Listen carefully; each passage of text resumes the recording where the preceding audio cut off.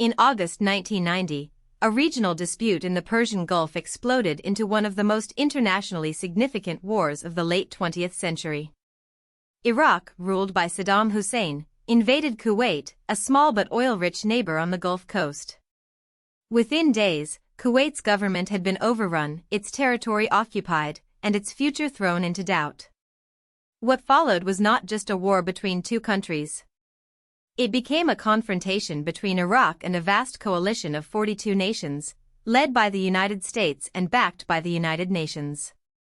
The conflict would unfold in two main phases: first, a massive military buildup called Operation Desert Shield, and then a short but devastating combat campaign known as Operation Desert Storm. Though the fighting phase lasted only weeks, the Gulf War reshaped ideas about international security, modern warfare, live television news, and America's role in the post-Cold War world. To understand why Iraq invaded Kuwait, it helps to look at Iraq's position in 1990. Saddam Hussein's government had recently emerged from the long and costly Iran-Iraq War, which had drained Iraq financially and militarily. Iraq owed large debts to neighboring states, including Kuwait, and Saddam believed Kuwait's oil policies were harming Iraq's recovery by keeping oil prices lower than Iraq wanted. There were also territorial and political tensions. Iraqi leaders had long made claims involving Kuwait, arguing at times that it historically belonged within Iraq's sphere. These grievances did not justify invasion, but they formed the background Saddam used to frame his decision. On August 2, 1990, Iraqi forces crossed the border. Kuwait's defenses were quickly overwhelmed, and within 2 days the country was under Iraqi control. Iraq then annexed Kuwait, trying to turn conquest into permanent political reality. The international response was immediate and unusually unified. The United Nations Security Council condemned the invasion and demanded Iraq withdraw from Kuwait. It also imposed a total embargo on products from Iraq and Kuwait, attempting to isolate Saddam's regime economically and diplomatically. The stakes were enormous. Kuwait held major oil reserves, and Iraq's control of Kuwait raised fears that Saddam might threaten Saudi Arabia next, giving Iraq influence over an even larger share of the world's oil supply. For many governments, the invasion also challenged a basic principle of the post-World War II international order: borders could not simply be erased by force. The United States, Saudi Arabia, the United Kingdom, Egypt, and many other countries began forming what became the broadest military alliance since World War II. The message was that Iraq's conquest would not be accepted as a new normal. The first major phase of the coalition response was Operation Desert Shield. Beginning in August 1990, hundreds of thousands of troops, aircraft, tanks, ships, and supplies were sent to the Persian Gulf region, especially Saudi Arabia. The name Desert Shield reflected its immediate goal: to defend Saudi territory from any possible Iraqi advance and to create enough military pressure to force Saddam Hussein to reconsider. This buildup was a massive logistical achievement.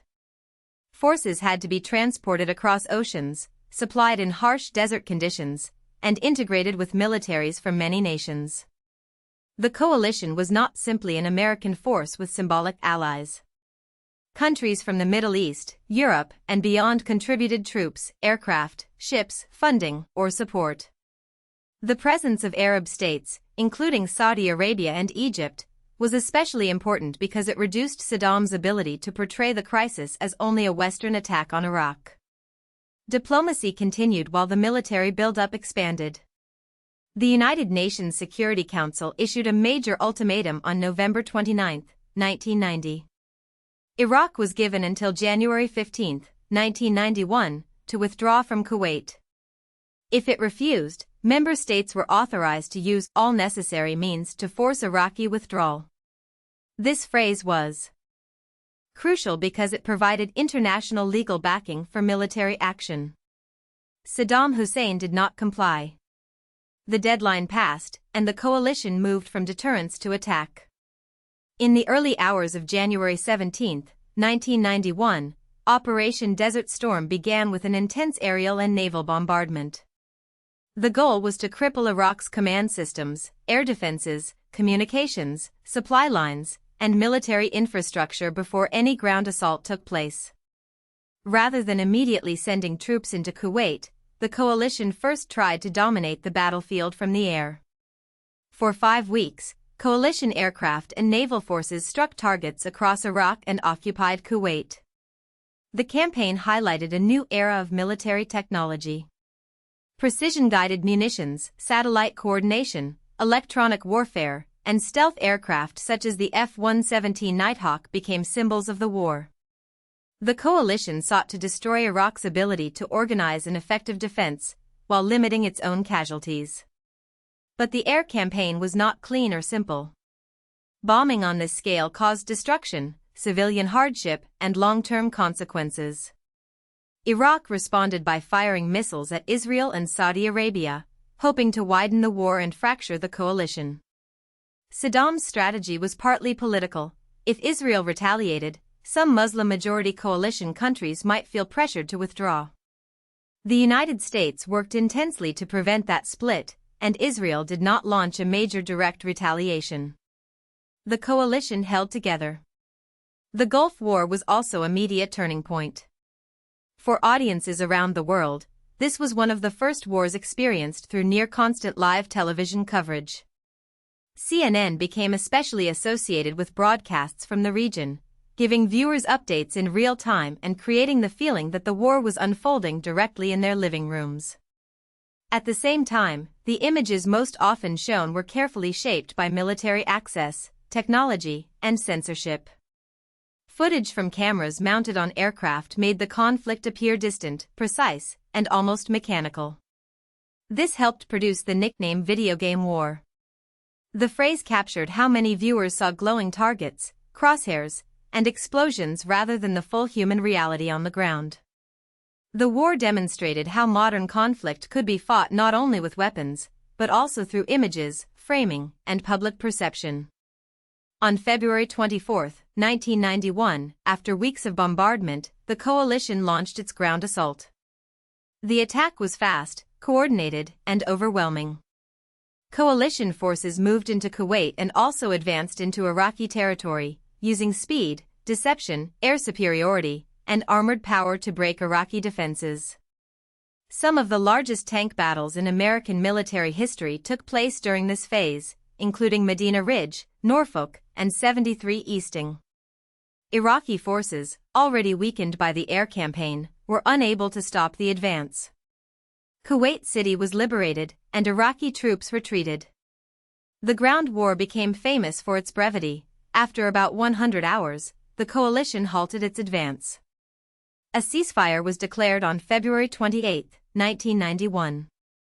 Militarily, the coalition had achieved its central stated goal: Iraq had been expelled from Kuwait. The decision to stop after liberating Kuwait was one of the defining choices of the war.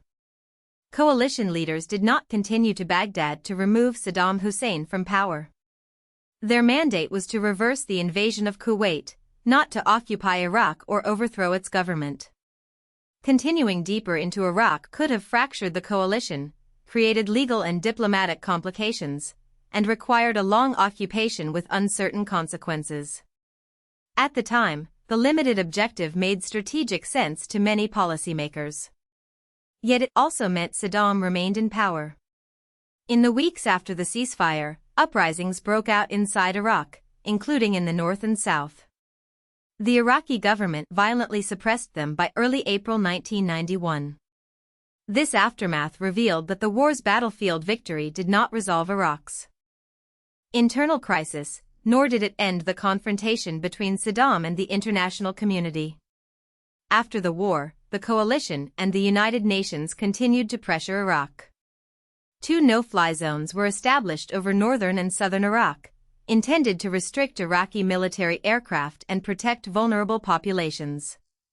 The United Nations Special Commission also worked to dismantle Iraq's weapons of mass destruction programs. These post-war measures kept Iraq under heavy international scrutiny throughout the 1990s.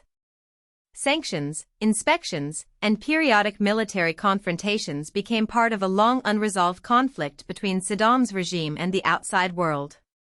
The Gulf War therefore did not end neatly in 1991. Instead, it created a new regional order in which the United States maintained a larger military presence in the Gulf, Iraq remained isolated, and the question of Iraqi weapons programs became a major international issue. These tensions later formed part of the background to the 2003 Iraq War. The environmental and human consequences were severe. As Iraqi forces retreated from Kuwait, they set fire to more than 600 oil wells, creating massive smoke plumes and ecological damage. The conflict also produced what was, up to that point, the largest oil spill in history. These acts turned the desert and Gulf waters into environmental battlegrounds, with effects that lasted well beyond the ceasefire. For veterans, the war also left difficult health questions. Many U.S. veterans later reported chronic symptoms associated with what became known as Gulf War syndrome. Investigations concluded that U.S. bombing and demolition of Iraqi chemical weapons facilities were the primary cause, with more than 40% of U.S. veterans experiencing related illness. The war's short duration can make it seem contained, but its physical, environmental, and medical effects continued for years. The Gulf War remains significant because it combined old and new forms of conflict. It was fought over territory, oil, sovereignty, and regional power, issues as old as warfare itself. But it was also a preview of 21st-century military operations, satellite-guided coordination, precision weapons, stealth aircraft, real-time media coverage, and coalition warfare under international authorization. For the United States, it seemed to confirm a new model of fast, technology-driven intervention after the Cold War. For the Middle East, it deepened foreign military involvement in the Gulf and left Iraq weakened but unresolved. For the world, it showed that aggression against a neighboring state could trigger a massive global response. The war lasted only months from invasion to ceasefire, and the ground campaign only about 100 hours, but its consequences shaped international politics for more than a decade. If you found this helpful, please like this video and subscribe for more explainers.